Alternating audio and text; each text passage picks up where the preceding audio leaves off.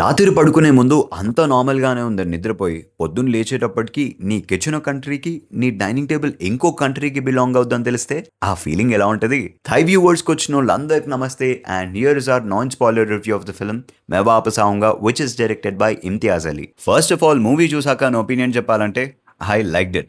A deeply emotional story with brilliant performances and heart-touching music. ఇందులో కూడా ఇమ్తియాజ్ అలీ మిగతా కొన్ని ఫిల్మ్స్లో లాగా జనరేషన్స్ మారే కొద్దీ లవ్ అనే కాన్సెప్ట్ ఎలా ఎవాల్వ్ అయిందనే పాయింట్ డీల్ చేస్తారాయన.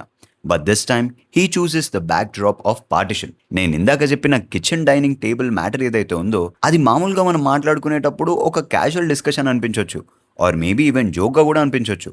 బట్ ఆ మ్యాటర్లో ఎంత డెప్త్ అండ్ ట్రామా ఉందని ఈ సినిమా ఎక్స్ప్లోర్ చేస్తుంది.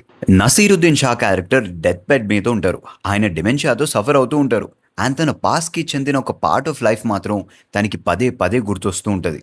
సో పార్టిషన్ అప్పుడు తన ఇల్లు, ఊరు, ప్రేమ అన్నీ వదిలేసి రెఫ్యూజీగా వచ్చిన వాళ్ళ తాత గతం గురించి తెలుసుకొని దానికి ఒక ప్రాపర్ క్లోజర్ ఇవ్వాలనుకుంటాడు వాళ్ళ గ్రాండ్ సన్ దిల్జిత్. అండ్ ఆ క్లోజర్ ఇచ్చే ప్రక్రియలో తన లైఫ్ ఎలా ఇంపాక్ట్ అయింది అనేది కూడా చూపిస్తారు. ఈ సినిమా 2 లెవెల్స్లో ప్లే అవుతూ ఉంటుంది అనమాట. దిల్జిత్ దోసాంజ్ది ఒక ట్రాక్ అయితే నసీరుద్దీన్ షాది ఇంకో track. Typical Imtiaz Ali narrative structure ఇది. ప్రతి విషయం స్టార్టింగ్ నుండే చాలా ఇంట్రెస్టింగ్ గా అనిపిస్తుంది. But as the story progresses Diljit track inconsistent గా పోతుంటుంది. డైలాగ్ రైటింగ్ కానీ అండ్ కొన్ని సీన్స్ కన్సీవ్ చేసిన విధానం కానీ అనుకున్నంత ల్యాండ్ అవ్వవు. బట్ ఈ మూవీకి సోల్ అయిన నసీరుద్దీన్ షా ట్రాక్ ఏదైతే ఉందో ఇట్ జస్ట్ ఫ్లోస్ బ్యూటిఫుల్లీ. అంటే డ్రామాలో లేయర్ బై లేయర్ యాడ్ అయ్యే కొద్దీ స్టోరీ అండ్ ఎమోషన్స్ లో వెయిట్ పెంచుకుంటూ వెళ్తారు. అండ్ వన్స్ ఎండింగ్ పార్ట్ లో అది పీక్ అయినప్పుడు it will just break your heart. Drama మీద ఇమ్తియాజ్ అలీకున్న కమాండ్ కనిపిస్తుంది ఈ సినిమాలో. And I really loved some of the metaphors he placed in this film. కంగారు పడకండి, ఐ వోంట్ రివీల్ దెమ్. మీరే సినిమాకి వెళ్ళి చూడండి. All the acting performances are top class. Naseeruddin Shah delivers one of his best performances ever. ఆయన acting కొంచెం high పిచ్లో ఉంటుంది, బట్ ఎక్కడ కూడా ఓవర్ డ్రామాటిక్గా అనిపించదు. అది ఆయన ఎలా చేయగలిగారో ఆయనకే తెలియాలి. Truly marvellous. యంగ్ వర్జన్ చేసిన వేదాంగ్ కూడా చాలా బాగా చేశాడు.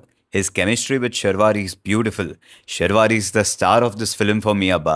ఎంత అందంగా కనిపించిందో అంతే అందంగా నటించింది కూడా. A very mature and charming performance. Diljit and rest of the supporting actors కూడా వాళ్ళ రోల్స్లో బాగా చేశారు. Technically this movie scores very high.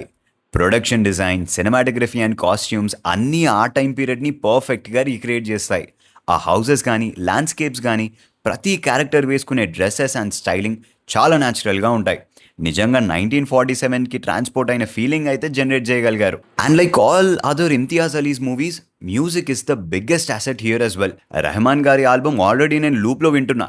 And మూవీలో సాంగ్ బిట్స్ కానివ్వండి, బ్యాక్గ్రౌండ్ స్కోర్ కానివ్వండి, ఎమోషన్స్ని చాలా ఎలివేట్ చేస్తాయి. Choice of singers and music styles గురించి ఎంత చెప్పినా తక్కువే. రెహమాన్, ఇర్షాద్ కమీల్, ఇమ్తియాజ్ అలీ ఈ ట్రయో ఎప్పుడు డిసప్పాయింట్ చేయరు. What a soundtrack. Editor Aarti Bajaj also shape the film really well. Coming to Imtiaz Ali, Tamasha and Jab Harry met సేజల్లో ఐడియాస్ బాగుంటాయి, బట్ ఎగ్జిక్యూషన్లో చాలా ఫ్లాస్ ఉంటాయి. లవ్ ఆజ్కల్ 2 గురించి అయితే ఎంత తక్కువ మాట్లాడితే అంత మంచిది. ఆ సినిమా చూసి థియేటర్ నుండి బయటకు వస్తున్నప్పుడు ఒకప్పటి ఇమ్తియాజ్ అలీని మళ్ళీ చూడలేమేమో అనుకున్నా. బట్ 2 years బ్యాక్ చమ్కీలాతో సాలిడ్ కంబ్యాక్ ఇచ్చినప్పుడు చాలా హ్యాపీ ఫీల్ అయ్యాను. అండ్ ఇప్పుడు ఈ సినిమాతో ఆయన కెరియర్లోనే మోస్ట్ ఇంపార్టెంట్ ఫిల్మ్ చేశారు ఇమ్తియాజ్ అలీ. ఇంపార్టెంట్ అని ఎందుకన్నానంటే ప్రపంచంలో ఎటువైపు చూసినా ఒక వైలెన్స్లో కప్పబడిన యుద్ధ వాతావరణమే ఎక్కువగా అనిపిస్తుంది. సో ఇలాంటి టైంలో లవ్ అండ్ హ్యూమన్ కనెక్షన్స్ యొక్క ఇంపార్టెన్స్ని చూపించే స్టోరీస్ చాలా అవసరం. అండ్ స్టోరీస్ చెప్పేవాళ్ళు లేనప్పుడు ఆ స్టోరీస్ ఎగ్జిస్ట్ అవ్వడం కూడా ఆగిపోతాయి అంటారు. సో పార్టిషన్ జరిగి చాలా కాలం అయిపోయింది కాబట్టి ఆ స్టోరీస్ అండ్ అందులో ఉన్న పెయిన్ అండ్ సఫరింగ్ ఈ జనరేషన్ వాళ్ళకు కూడా తెలియాలంటే ఆ స్టోరీస్ ఎవరో ఒకళ్ళు చెప్తూనే ఉండాలి. So that history is never forgotten. And Imtiaz Ali ఈ స్టోరీ చెప్పాలనుకోవడం is what made him the Imtiaz Ali today. Final word ఏంటంటే Main Vapas Aaunga is another magical film from Imtiaz Ali. Do watch it.